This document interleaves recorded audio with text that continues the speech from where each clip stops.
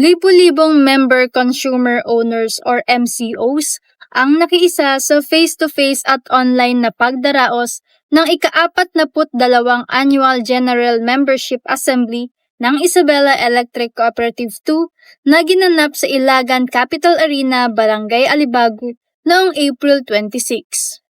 Dinaluhan ni Attorney Omar Mayo, ang Deputy Administrator ng National Electrification Administration or NEA, ang pagtitipon na may temang Strengthening Cooperative Governance and Community Partnership for Reliable and Sustainable Power. Pero bilang Deputy ng Operations, tumutulong pa rin ang NEA para lalo pang mapaganda. Gaya na sabi ko kanina, as I speak, may dalawa akong kasamaan sa NEA na nandito ngayon para tumutulong. At harinawa, mas marami pa silang makikita na room for improvement para maaayos at maaayos. Kasi you'll never stop at this level eh. Kung mayroon pang pamamaraan para gumanda pa, lalo babayo ang improvement natin, lalo pang gumanda ang operations ng Iselco 2, bakit hindi? Dahil the people deserve good service. Layunin ng nasabing assembly na mas mapatibay ang pamamahala at ugnayan sa komunidad para sa mas maasahang serbisyo ng kuryente.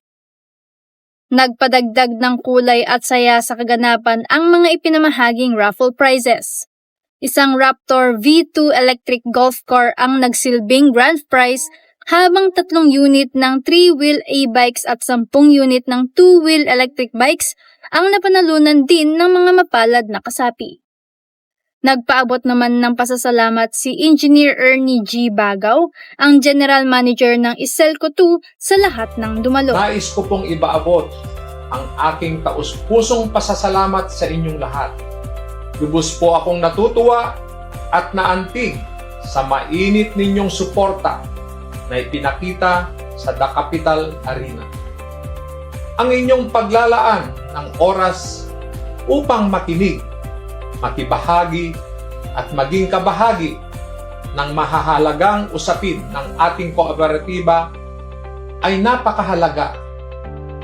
Ang inyong presensya at tinig ang patuloy na nagbibigay sa amin ng inspirasyon upang pagbutihin pa ang aming serbisyo.